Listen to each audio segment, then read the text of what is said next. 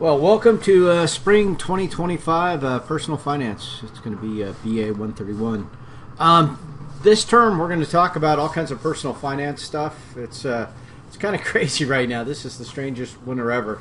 I'm looking out the window, and we'll see if we lose power again. I've lost it twice. It was out all night last night and another bit. So I know you guys are all dealing with stuff, but since this course is distance or asynchronous or whatever you want to call it, it just won't matter. We'll get this course done, no problem, and hopefully you'll learn some stuff. What I'm going to talk about today is the syllabus, and then I'm going to just jump right in, and then I'm going to kind of hit on some big picture things in terms of personal finance things that, regardless whether you drop this class after the first week or whatever, the stuff, some of the big stuff I'll talk about is going to, if you can figure it out, your personal finance journey, life, whatever, will be much better, and therefore your life will be much better, because most people, whatever, not to get philosophical, but people screw up personal finance stuff, and it ends up impacting on their life in a big way.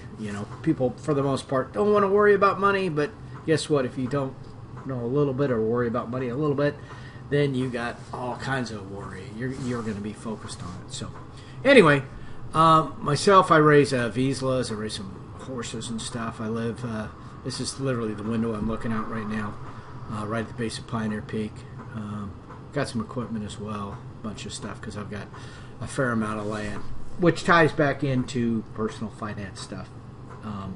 Because again, as a farmer, I'm able to get land at a well, not so much a good rate. It doesn't necessarily affect that, but it certainly affects the mortgage rates I have to pay. This is one of my dogs. This was Buddha. He brought him over. This is in Hungary with one of my daughters.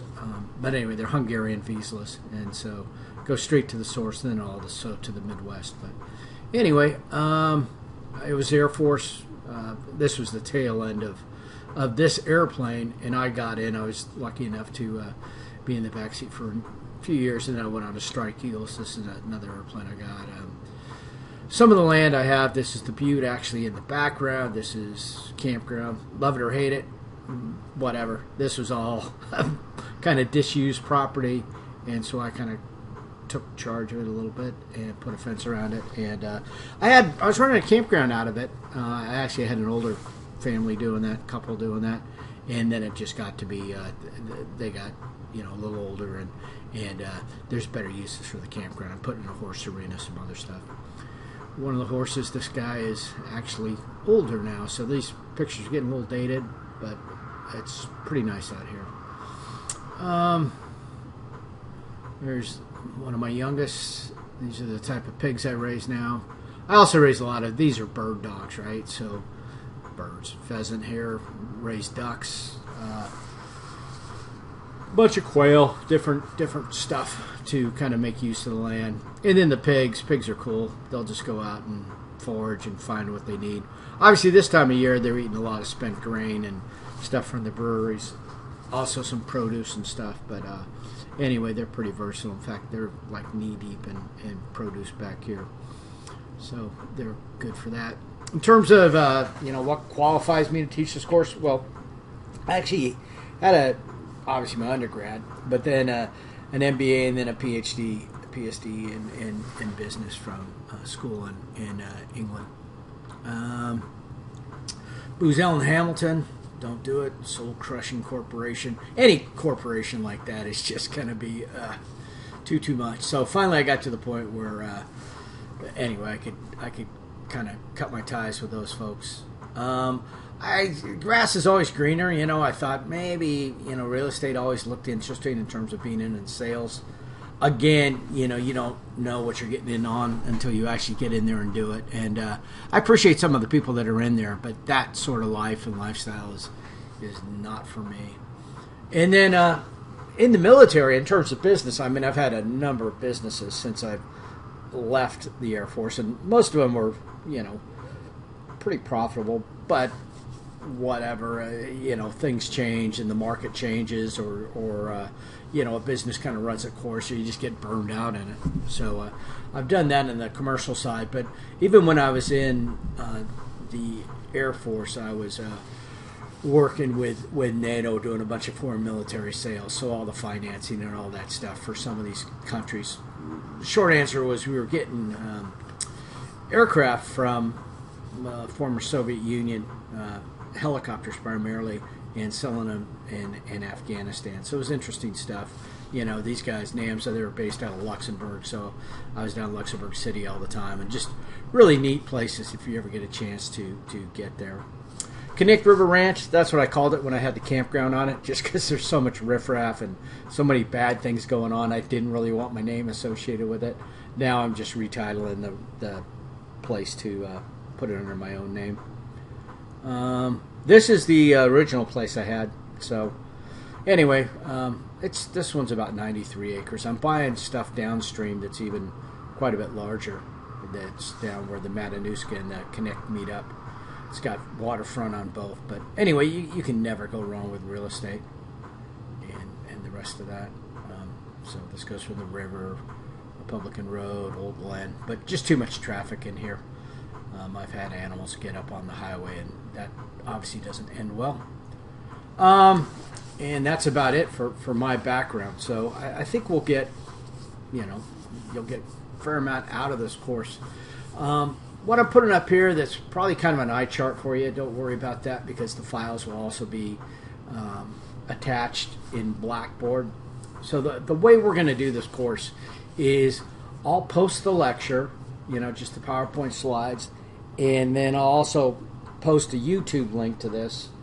My apologies, you got to watch the commercials through YouTube or whatever, but I've got the premium, although I hate giving Google any money at all.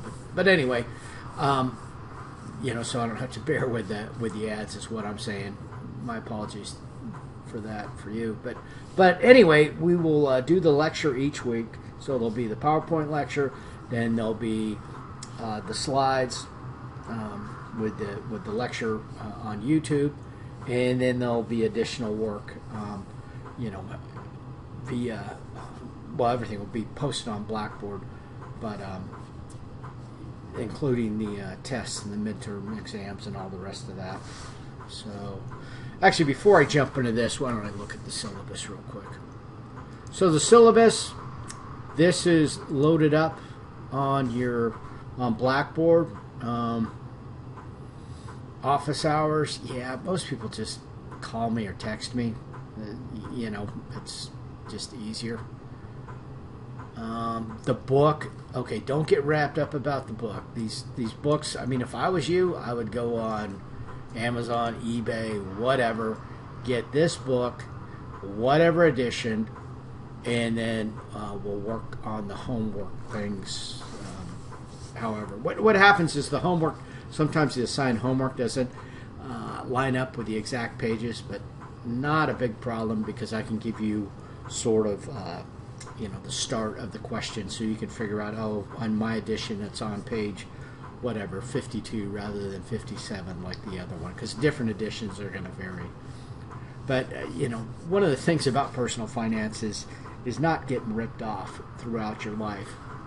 And obviously textbooks, the game with instructors is, number one, they need to do research and they need to be published. So somebody will publish a textbook, and then every time they need a little extra cash, they'll publish a new edition and claim that they republished something. And anyway, it's just a big churn. And the actual parts of the textbook really don't change. And then they'll also try to add in all these extras, and they'll have codes to open up. Yeah, it's just a bunch of stuff you don't need. So number one, you don't need any MyLab stuff. You don't need any additional materials. All you need is the textbook, some edition of the textbook. And it's been around for a while, so you can get one relatively cheap. Some of the stuff. So the testing, we'll have homework, midterm, project, and a final. The way we do participation, obviously, It's asynchronous, so we're not going to be in the same place, same time. So I will have a small video that'll be put out each week. Now, this isn't the lecture video. This is somebody else, and it's usually just a clip from YouTube that's related to the source and just somebody else, their perspective on the thing. And so maybe they explain it a little differently than I do. Anyway, you watch that little video, and you don't comment on YouTube, don't comment anywhere else. Just go back to the actual Blackboard where the assignment is, and just put a sentence in there saying, yeah, I agree with this, or I don't agree with this, or the guy's out to lunch, he doesn't make sense, or this explains it, or whatever. You don't have to write a paragraph. All you have to do is just show me that you're present, that you're participating. So people always get wrapped up about that. They're trying to figure out where to put the comment. You comment on Blackboard itself. The homework that'll come out counts for 15% of your grade. The midterm on Blackboard, the project. People hate the project. Fair enough, but it's probably where most of your actual learning or planning takes place. What I'm trying to do here is set you up with you coming up with a plan for kind of your financial future. So we'll talk about different items in here. We'll talk about different investments. We'll talk about Social Security. We'll talk about stocks and bonds and all that kind of stuff.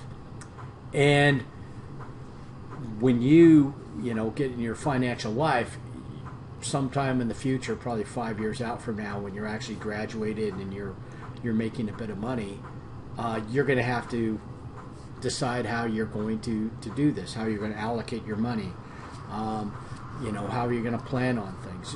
Everybody, by the time you retire, by the time you get retirement age, you will probably be pretty financially literate. You will probably understand personal finance pretty well. But guess what? It's way too late in your life to do anything with that knowledge. If you understand it early, like when you're 18 or so, you can do a lot, because there's the time value of money. Time and compound interest, which we'll talk about here in a minute, is, that's what it is. Interest rates and just investing and all that stuff, time is your friend or your enemy. You can be on both sides of this. You can be the person who pays a lot of interest, or you can be the person who makes a lot of interest. And that choice is up to yours. And this is going to impact upon your future a lot. So anyway, the reason why I say people hate this project is because, you have to take the initiative. You have to, people want a template. They want, this cookie cutter approach. And no, your life is everybody's life is different. And it's kind of the great unknown. When I say, let's say you're a typical college student taking this course, and you're whatever, immersed in your studies. You're not making money. You're actually taking loans to get this done. And so you haven't really thought about investing or any of that stuff yet. Well, that's why in the project, you kind of fast forward yourself and make a lot of assumptions and a lot of forecasts and a lot of planning about what your life is potentially going to be like.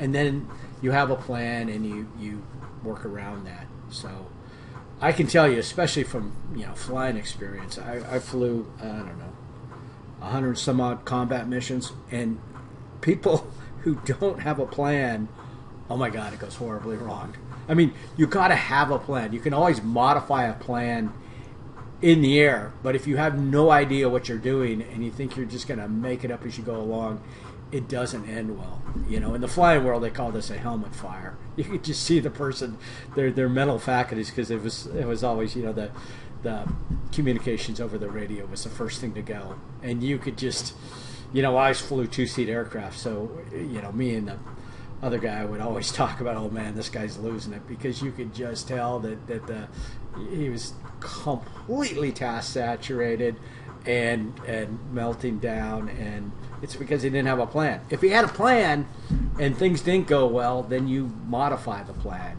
You at least have something to start with. You've got a template that you've kind of made, and things didn't go exactly like you wanted, but you're not creating new material. You're just modifying what you have. So anyway, that's the point of project. Enough about that. There's a whole thing in here about the project. Structures, expectations, some of the stuff the university's like, oh yes, you must have this, you must have that. So it's all in the syllabus. We're going to take a nice, proper spring break. We're going to talk about all these different subjects, and then we're going to get to the final exam, and it's going to be done on Blackboard. Now, in terms of material, you're going to notice that in order to keep this course not just some sort of speech where I just,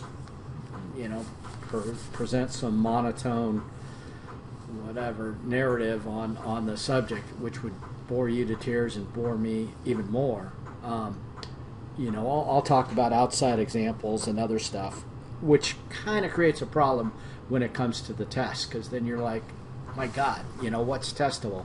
What the book addressed and what he talked about are two totally different things, or not totally different, but anyway, you're going to need some focus. So what we'll do before we have any exam, to include the midterm and the final, is there'll be a summary video. You should watch the videos, the video lectures, to whatever. You'll get some good out of them. But it's pretty essential that you watch the one before the test, because if you don't, it's going to make your job a lot harder. I'm able to kind of focus things down for what is going to be covered on the midterm. And, since I wrote the midterm, I focus this midterm on relevant items. And so, for example, there's a concept of opportunity cost, meaning that if you're doing one thing, well, it applies larger lessons in life, but if you're doing one thing with your finances, you're not doing another.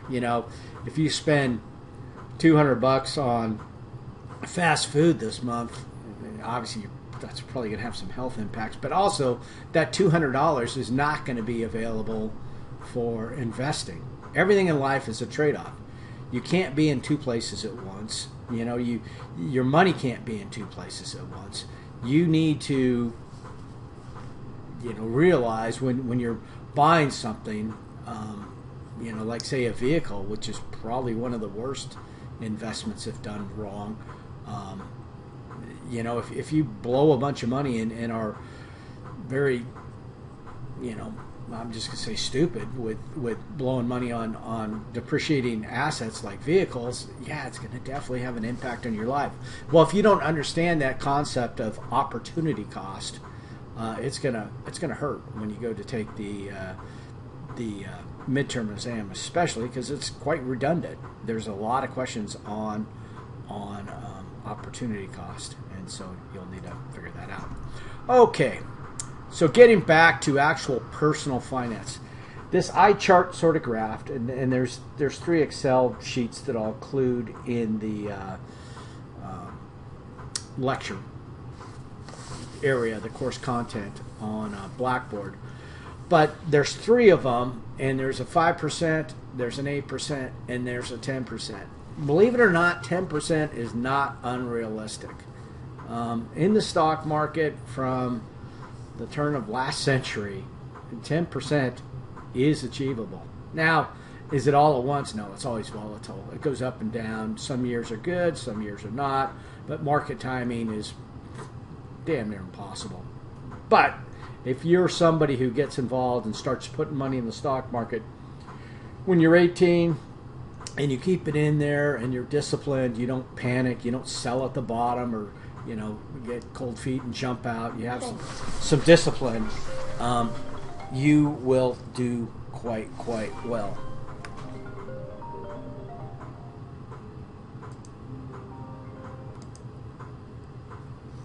All right, so there's a lot of information on here. It's all spelled out on the chart here. What this tool kind of shows is this is the age of the person when they start investing. This is the amount of money they will have deposited.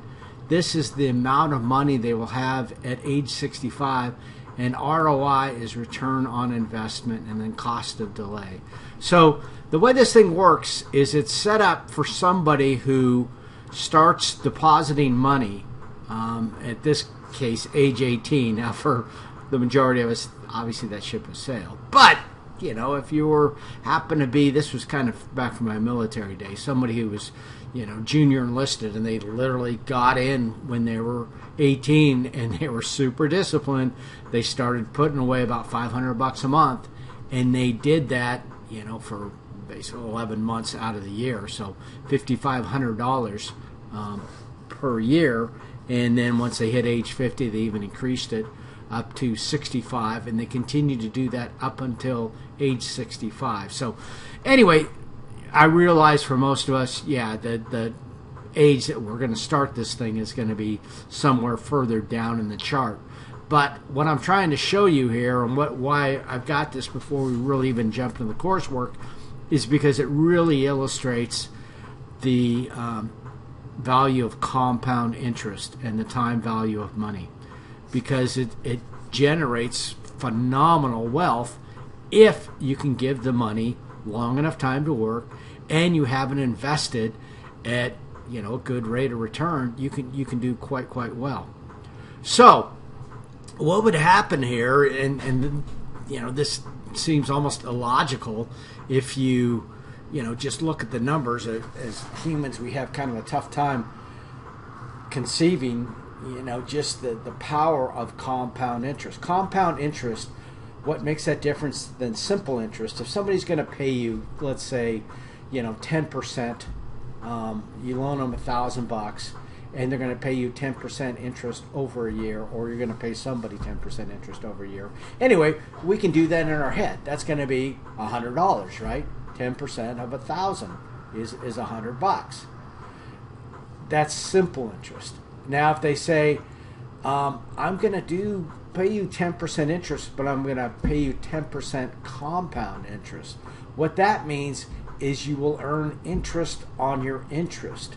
So from a practical standpoint, if they're going to pay you 10% per year compounded, well, typically it'd be compounded daily, right? So that first day, what you would get is 1/365th of that 10%. So you end up with a very, very small number.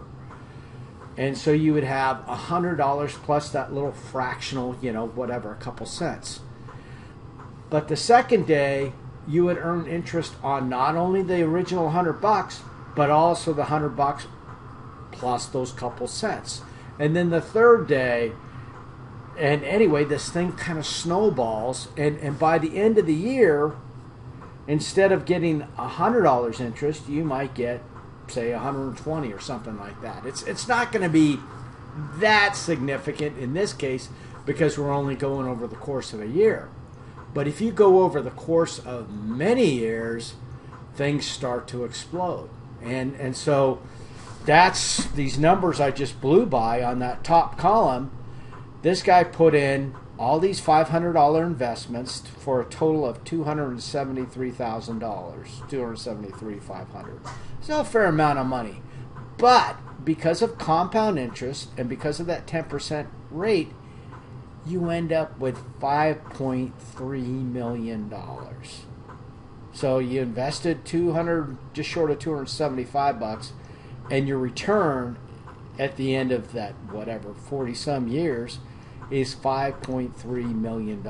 Even in, you know, future terms, that is going to be a lot of money. That increase is damn near 2,000% increase in money. So that's what you have to do. Now, keep in mind, all these charts can work both directions. Let's say, you know, I'm going to keep a balance on my credit card, and I'm just going to let it roll over. And, well, guess what? The interest rate on a credit card is going to be double that, probably 2.5 times that. It's going to be in the 20s. And, it's just a little bit of money each month. No, it's not. It is going to compound. and it is going to end up with a tremendous amount of money. So you have to be very careful. Now, if you use smaller amounts, if you use the 8% or the 5%, being more conservative, that will still work. But when you get down to especially 5%, your money's not probably working as hard as it should be. Especially when you're younger, it's an accepted thing that you're probably going to have to be a little bit more aggressive. We're not, 10% in the general market. You're not being, stupid here. You're not being gambling. You're investing. You're not speculating. Believe me, and I speculate all the time. We'll talk about Bitcoin and crypto because I'm pretty deep in that. I'm only supposed to be whatever they say, rules of thumb, maybe 1% or 10% of your net worth in crypto. I'm a whole lot higher than that because the crypto is kind of exploding.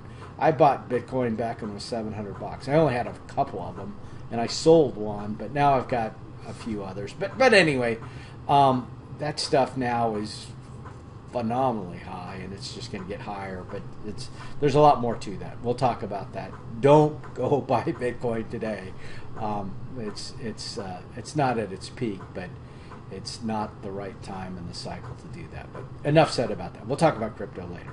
But anyway, so the compound, interest. Now, if you wait, if you say, finally, you're like a normal person. Well, a normal person, they just blow this off and they end up poor and they end up, being a Walmart grader. So you have time.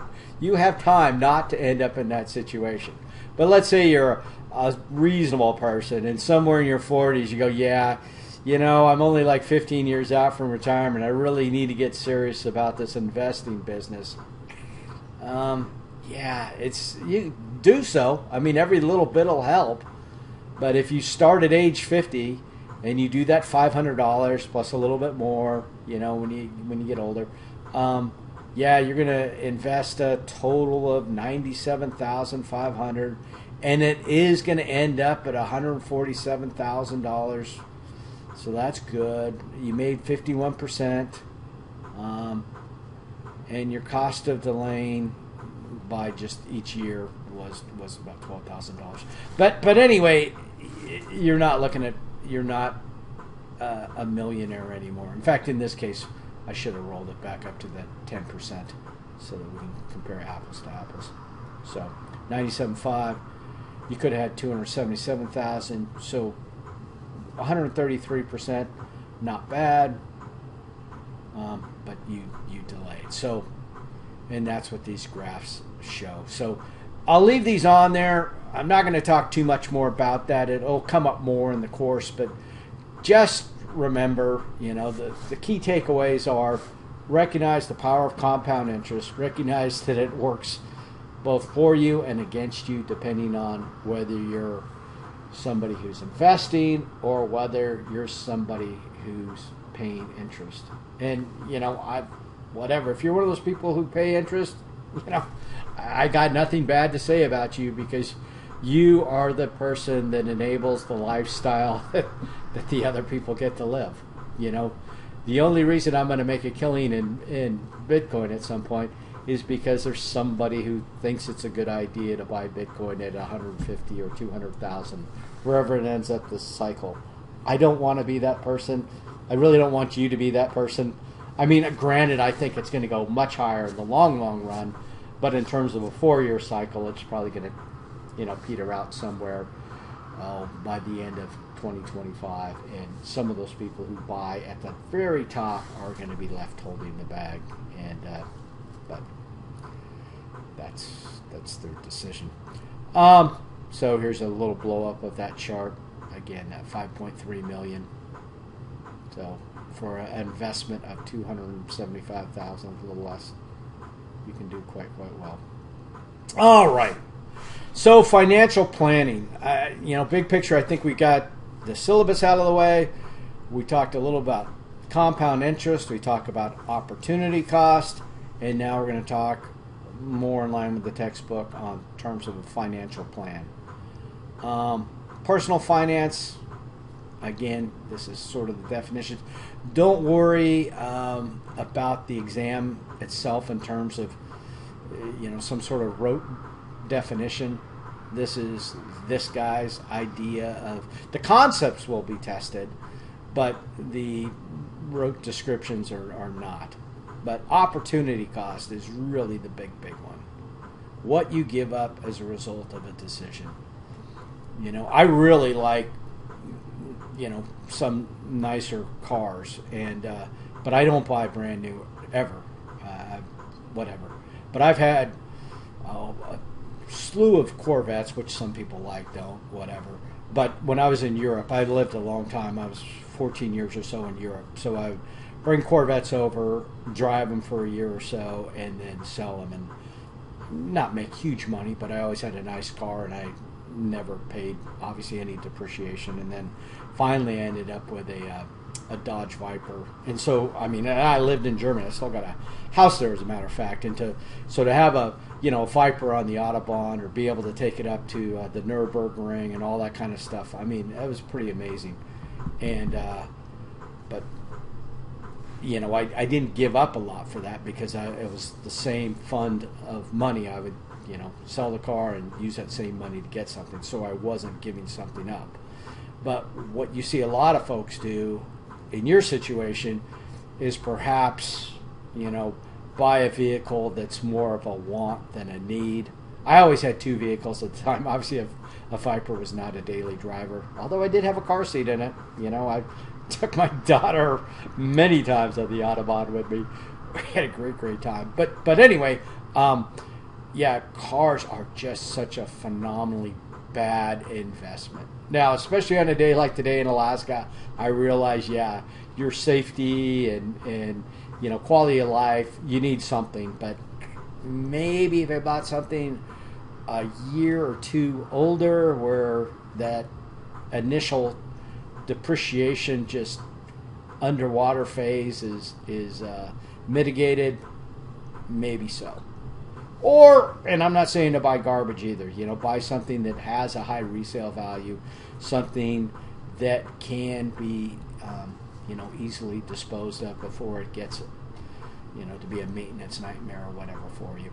But if you're going to buy a new car and you do that every 3 years, this course is not going to help you. You're doomed financially, because you're going to be financing the lifestyle of everybody else by the amount of interest and depreciation you're willing to accept. Anyway, make your own financial decisions. Every spending decision has an opportunity cost, we talked about. Financial advisors. The problem with financial advisors is there just aren't that many. There's a lot of people who are on commission who want to sell you something, who will offer you advice that, oh, by the way, seems to benefit them just a little bit. If you really do get to the point where you're maybe a high net worth individual and you need a financial advisor, you might want to look at them as like a lawyer or something else, who you pay a fee for their services, whatever. If it's whatever, lawyers go for $250. Seems like some of the ones I've hired are $500 an hour. For the better ones. But anyway, to spend $250 or $500 a year to get somebody's unbiased advice, somebody who doesn't stand to make a commission by getting you to do one thing or another, could be quite worthwhile. And if you are, if you have an aptitude for personal finance, there is huge need, because so many people, just are doomed. There's so many people out there that are just hopeless, and there's a lot of factors in our society that end up where, for medical bills, for example, where people end up in bankruptcy, and a financial advisor might not be able to help you out of that one. Hopefully our medical system will get revised a little bit and not create as much financial destruction as it does. There's other things too. Divorce that's a big ruinous adventure for personal finance. But anyway, if you were a financial advisor and charging a fee for services, you would probably do quite well. What we're going to talk about: budgeting and tax planning, managing liquidity. Liquidity, anytime somebody talks about liquidity, they're talking about access to cash fairly quickly. You can be a quite wealthy person. I've got a ton of stuff in real estate, but am I liquid? No, not so much. But that's a decision I've made. Real estate is not liquid. In order to conduct a real estate transaction, you need a buyer or seller, you need time, you want to sell it at the right price, and so real estate is not a liquid thing. But the worst case would be to have a whole bunch of money in the bank where it's completely liquid, but it's not doing anything for you. It's not earning interest, you're not able to enjoy it, it's just and it's being ate up by inflation. So, financing large purchases, we'll discuss that. Protecting your assets, so the insurance aspects, and then investing, and then some of the future stuff. We'll really hit retirement pretty hard, but that's because you can use your retirement savings, that nest egg you're building for retirement. You can use it for lots of things first. The property I'm sitting on right now, the majority of it, before I had gotten to sort of a retired state, was all financed by my retirement money. I would take loans against it. In fact, I've bought, I still have bought some property up by Chickaloon, 65 acres up there, and another 40 down here on the river, and that was all held under my 401k. Complex process, but it can be done. And so anyway, we'll talk a lot about retirement. Estate, okay, so things went well. Hopefully you had a good life. You didn't run yourself completely out of money, and now you're gone. Your estate endures. So maybe it'll go to your kids. Maybe it'll go to some cause you want. If you're just a single person, obviously your ideal situation is to spend all of your money and that check to the funeral home, it bounces because you're completely spent. But life doesn't work that way. You don't know when you're going to die. And if you make the wrong decisions and you end up broke before you've passed away, that's not a good situation. So, budgeting, so forecasting futures, expenses, and savings. So, assets, things you own, property, vehicles, just personal effects, things like that. Liabilities, what you owe. So you can look at somebody and go, wow, that person's got a humongous house. They're quite wealthy. Maybe not. Maybe the bank really owns that whole thing. Maybe it's all on a loan. And maybe it's an expensive loan. Maybe that person's actually not doing very well at all. So in order to figure out somebody's net worth, their wealth basically, is you subtract the assets from the liability. So the value of what you own minus the value of what you owe. Now, some of you may be familiar with some of these guys, Dave Ramsey and some of these other guys that are, oh, by the way, pretty wealthy and consult on personal finance, but I can guarantee you they didn't achieve that wealth without borrowing some money for investments. If you can borrow money at a cheap rate, there's certain loans that you don't want to pay off. There's certain things you don't want to be debt free of. Credit card debt is just pure evil. That interest rate, there's no investment that's going to keep up with that. But let's say if you're able to buy real estate for 3% or under 3%, do you really want to pay off that loan?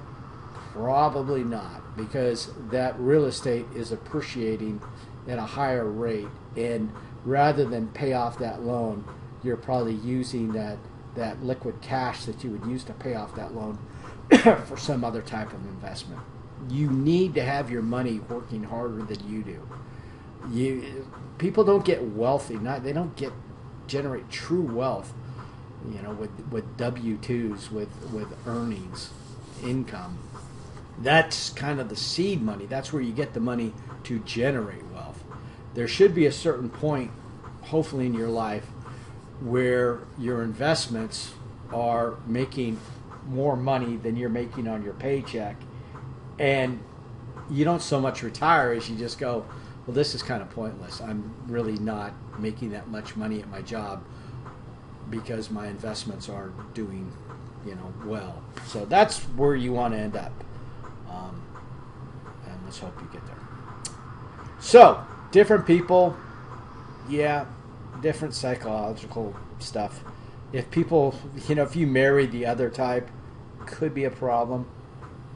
But just saving isn't really, you can save. You can put money in a mattress. You can put money in a crappy bank savings account and get, some sub 1% interest.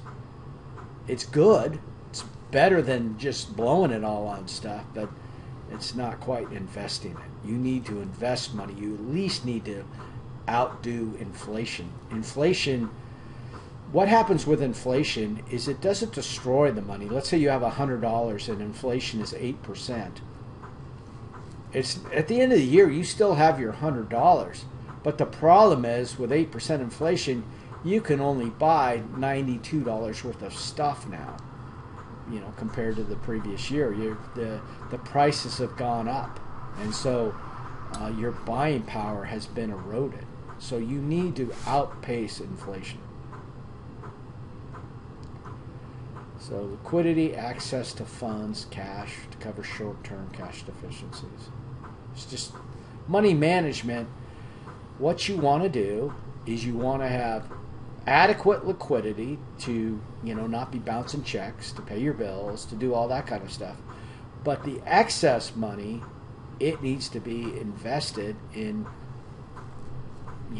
other items that are going to start making you money and start generating wealth for you. If you keep it all liquid, liquid cash, it just doesn't do anything for you. So it's a balancing act, and the way you have this excess is by budgeting, living within your means, and working hard, doing all that kind of stuff. I realize, things have changed, but they haven't changed that much. I mean, it's tough, but and it's actually sad. There's some people that are making so much money now that it's just, I mean, the number of billionaires that doubled their net worth during COVID is not only morally bad, but it's also scary because those people are incentivized to try and repeat that if they could. But anyway, I'm not going to go down to conspiracies, but you can tell where I'm going. There's you need to a certain extent not adopt the morals of the ultra wealthy, but you need to have that mindset of investing. That the idle rich kind of prosper doing. Credit management. How much credit? So again, not all debt is evil. Borrowing money, using other people's money for your investments is not a bad thing. But I use the word investment intentionally.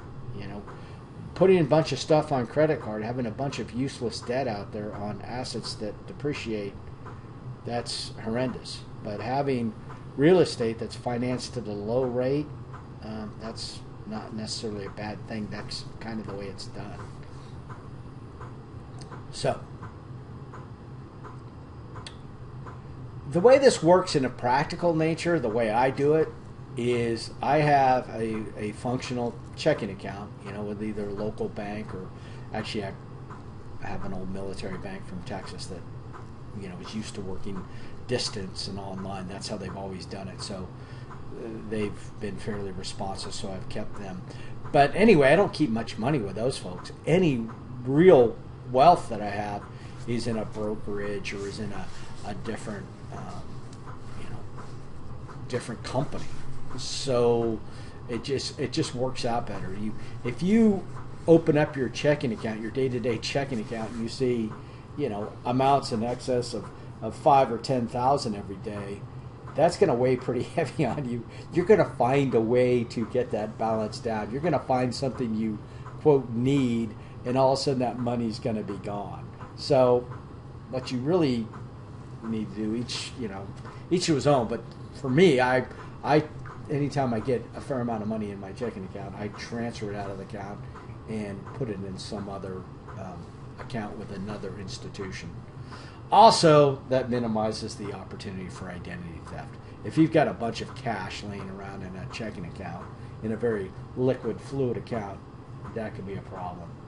If you can put it into a different account with a different institution that has a little bit more control over withdrawals. In fact, anytime I get like a strange email or something, I've had identity theft happen a number of times, and I haven't gotten burned by it too badly because I've taken steps to kind of limit the damage that's done, and locking down the accounts. Now, obviously, you can't lock down your personal checking account because your bills won't get paid. But my brokerage accounts, yeah, I keep stuff in whatever, two-factor authentication, a bunch of other stuff to try and minimize anything that could happen. Okay, loans, often needed for large purchases. So, for investments are what you're using loans for the most part. College tuition, you're going to college to make yourself more marketable because you're trying to earn a higher salary and get an education, the rest of it. Cars sometimes can be good if they're offering like a preferential rate. Houses, yeah, they're pretty much, you want to, in most cases, take a loan for those because if, let's say you delay, let's say you were a first-time home buyer and you wanted also to be a cash buyer, the amount of time you would need to wait before you generate that amount of cash, that house is going to be creeping away from you and be probably unattainable. Not to mention you're going to be living in some, apartment or something like that in the meantime. And the way the tax system is written, it disincentivizes. There's all sorts of perks for homeowners, which you would have to forego because you don't own a house. So if you have a loan for a home, your mortgage interest is deductible. Personal interest, like on cars and credit cards, no, not tax deductible. Also, because a house is quite easy to repossess, it's quite easy. It's a tangible asset that the bank can reach out and take back if you don't happen to pay. They can offer a pretty low interest rate because they're not exposed to very much risk. If you run up a bunch of crap on your credit card and they want to repossess all that garbage you put, well, number one, it's not worth much. It's a huge hassle. And so credit card rates are extremely high because they don't have much recourse if you flake out and don't pay the loan. So the lender's not very comfortable loaning out huge sums of money to you on a credit card. And so that their discomfort is reflected in an exorbitant interest rate. So don't carry a balance on your credit card.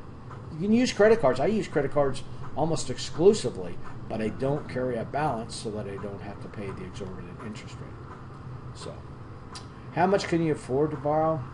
Probably not the best question. You don't necessarily want to take yourself to the limits. Determine the maturity of the loan, how long the loan's going to last, and competitive interest rate. Anyway,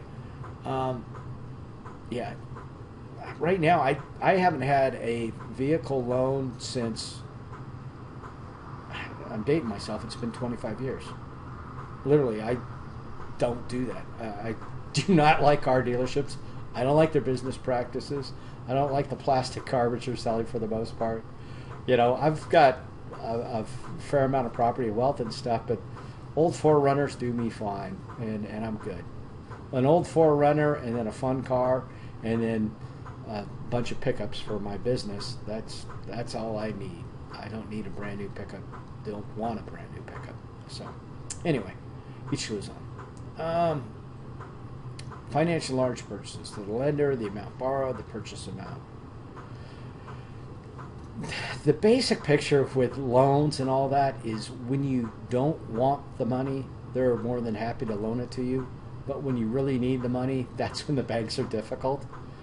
People always think, I'm going to start up a small business. I'm going to get a loan with a bank, that business is probably going to fail.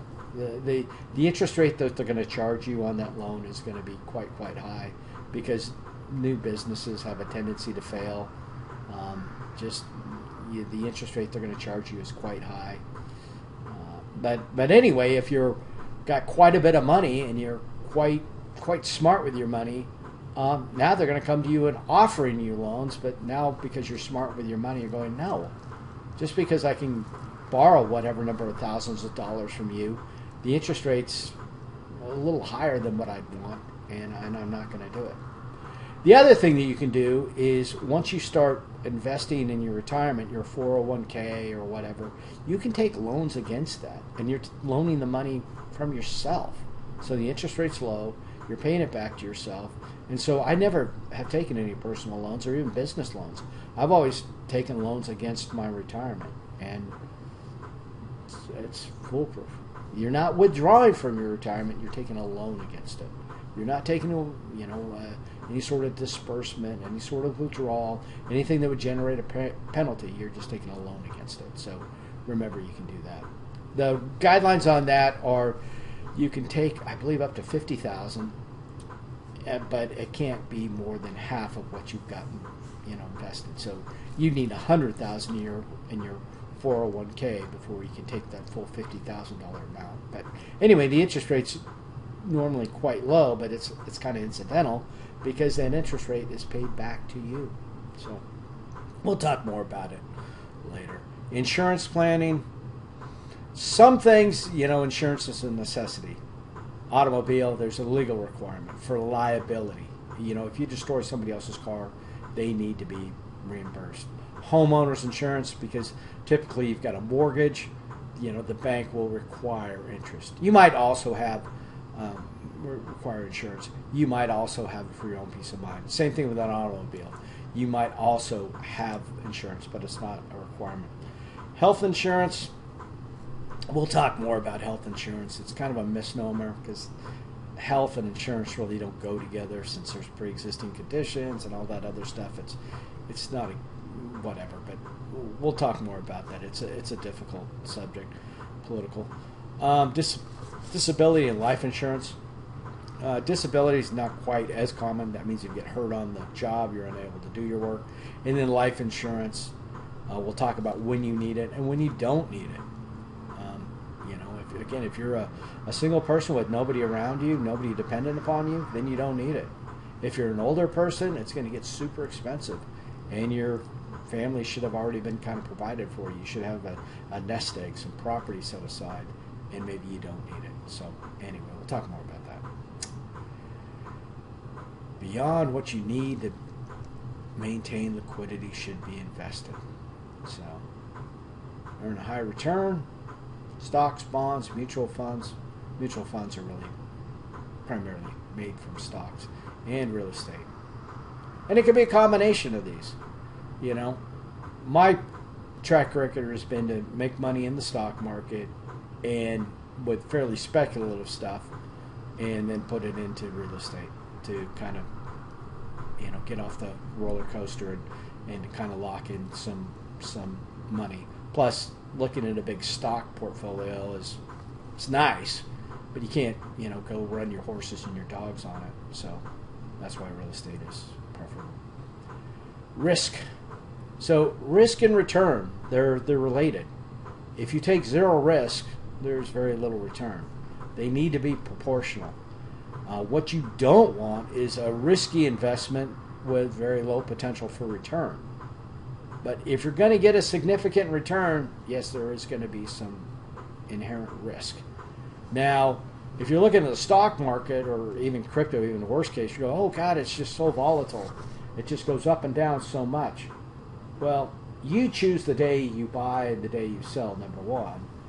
And then also, if you look at it over a period of time, when in doubt, zoom out. You look at the long picture and you can see, okay, this trend is going up. And as long as I don't do anything stupid like selling at the bottom, panicking, or buying, getting some, they call it FOMO, fear of missing out, where it's so easy when the market's going up and everybody's talking about it and you jump in. yeah, you're the person who's going to buy the overpriced Bitcoin that I'll be selling here in 8 months or so. And, you know, God bless you. Thanks. But that's not where I'd want to be. Manage investments to keep risk at a tolerable level. So, and this, again, is related to age. You know, if you get involved in the market and say it dumps, you know, and it goes down in a downturn for 3 to 5 years, you just ride it out. It'll come back. Just don't panic. It'll be fine. But if you're somebody who's retired and you're living off dividends from your stock market portfolio and it takes a dump, now you're kind of impacted. So you can take generally more risk when you're younger. I'm not saying speculation. There's a difference between speculation and investing. If you're speculating, you're basically going to the casino. Slightly better because you can win, you know, when speculating. Going to the casino, you will lose. Given enough time, you will lose. But it's, anyway, quite different than investing. Plan for your retirements and savings. So insurance planning, retirement, estate planning. So just extrapolating out, an estate is you're gone.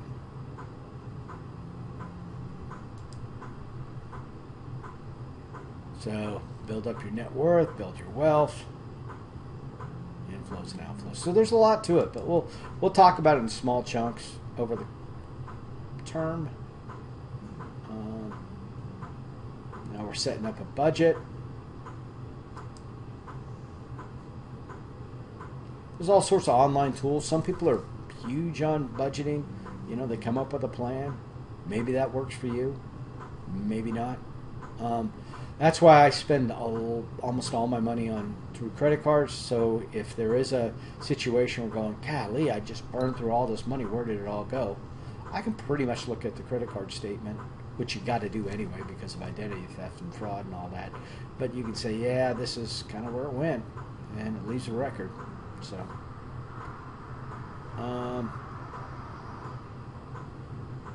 yeah, lots of decisions. But again, all this can be summed up in kind of needs versus wants. As people's income goes up, all of a sudden their spending goes up. And what changed? Some of it's relative, but some of it's people's, you know, needs. You know, the needs kind of should stay constant, but all of a sudden their wants sort of creep into the need category when maybe that's not where they are at. Managing liquidity. So the best way to do this, and this will be the video that I'll put on for today, it's this guy, he's got these really rapid hand movements and he's trying to sell some book about the richest man in Babylon. Interesting guy. But anyway, he hits on this concept of paying yourself first. What you need to do is each month, and this can start whenever, once you get a regular job and you're no longer taking student loans, you need to start putting away some of your income for savings. And it can be designated as retirement or whatever.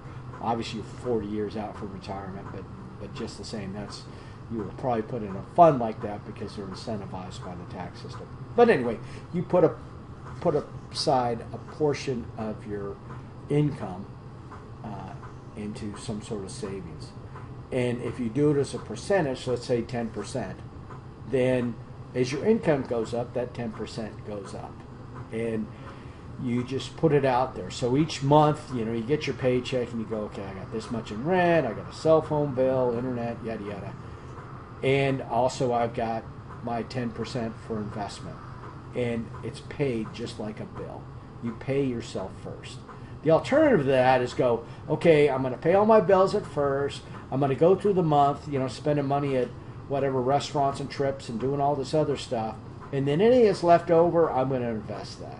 And guess what's going to happen? Nothing's going to be left over. The better method is to pay yourself first, come up with this, don't harm yourself here. Just go with, say, 10% into savings. And then at the end of the month, if you have excess money, yeah, put that into investments too, but at least you put in that first 10%. So that's paying yourself first. much more discipline will get you much further ahead. And also, since you're paying yourself first, for those first couple months, maybe you can establish a bit of an emergency fund so that you aren't, jumping into debt the first time your car breaks or something unusual happens. The dog goes to the vet and it's expensive or whatever. You have a bit of an emergency fund set aside. And generally that emergency fund could be kept in a brokerage or something else, so it's not sitting there staring you in the face the whole time. And then we'll talk about other stuff. We'll go into car stuff. Cars are, they're a legitimate thing because they definitely are something that can destroy your wealth. Purchasing a home, just because it's such a huge investment and such a wealth builder if done right. Anyway, we'll talk more about that. Payments, rates. I think we're getting a little long here, so I'll wrap it up here pretty quick. We'll talk more about insurance. We'll spend a whole week on it. But insurance is just transferring the risk to another party.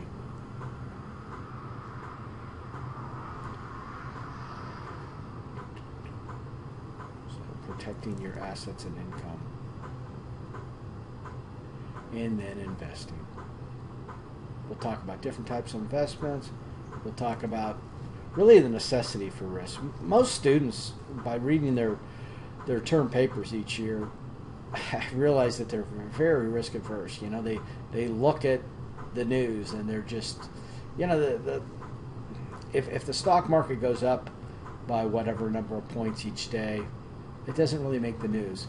But by God, when it drops, that is a newsworthy event. And so people are under the impression that, the stock market, people just lose all their money.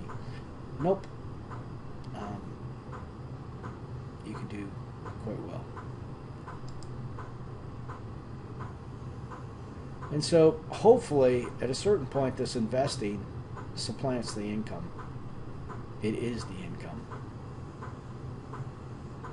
And believe me, too, if you're in this model here, where your investing is the income, now you can look at other things. Alaska's a great place, but on a day like today, I'd kind of rather be in Belize, at least for a month or two in the winter. And you could do that if you're not having to, work the job. So you can change your lifestyle up quite a bit if you can get your investments squared away when you're younger.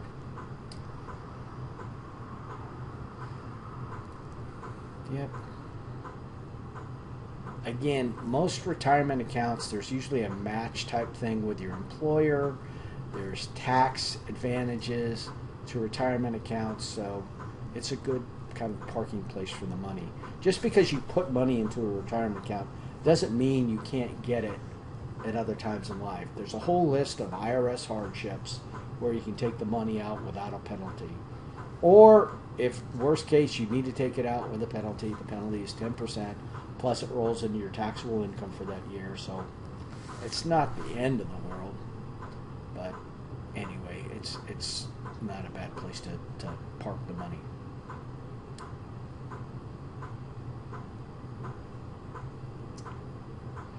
Everything is integrated. Yep. And it all revolves around liquidity and cash. So if you get within a bind, what you need to do is you need to learn to live within your means. All these other short-term things, yeah, you can only do that, a couple times and then you're in trouble. Cash in an insurance policy. I would argue that never had an insurance policy that had a cash value. I don't think they're a good deal. Withdrawing cash, obviously that's short term. This is great until you work yourself to death. So anyway, the big picture is learn to work or live within your means. Anyway.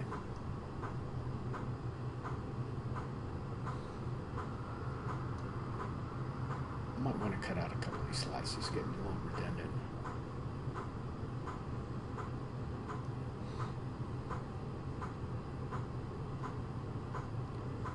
Yep, it's all integrated, all related. And the psychology. The psychology is, if you could truly understand psychology, why people do things, because you would understand the stock market. That's all it is. That's all that drives stock market prices is human behavior.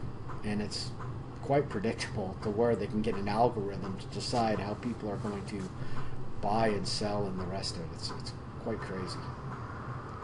But certain people are spenders, certain people are savers. And you need to figure out what you are and temper whatever extreme behavior you have.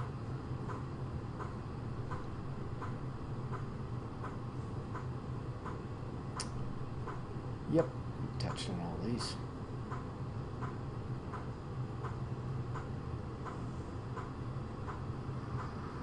Yep, all this can be resolved by paying yourself first. Have an emergency fund. And then some homework. So the way the homework works is it's not turned in each week. You won't find you'll find a weekly assignment, but it'll be turned in as one batch assignment prior to taking the exam. So quite easy. And then the Excel spreadsheet, you can just look up there. If you remember, it's like 5.3 million, but you can look on the chart easy enough for yourself. So that's about it. It's going to be a good course. I hope you get something out of it. I hope you get, something you can actually use. And we'll talk more as we go.